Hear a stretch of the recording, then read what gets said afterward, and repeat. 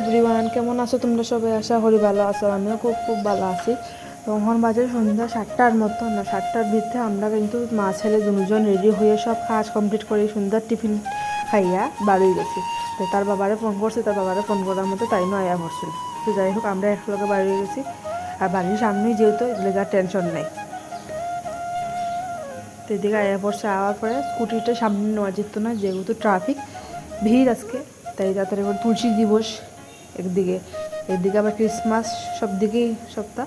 তো তাড়াতাড়ি করে স্কুটিটা রেখা যে ভিড় দেখছি ছেলেরা তার বাবার কাছে দিয়া দিছি। তারপরে ভাবছি যে এমনকি একটু কালীবাড়ি, যেহেতু তুলসী দিবস আজকে একটা ভালো একটা দিন, তাই কালীবাড়ি যে গিয়ে ভাবছি এখানে কীর্তন আছে, কিছু সময় দেখবো, দেখে হয়ে এত ঠান্ডা।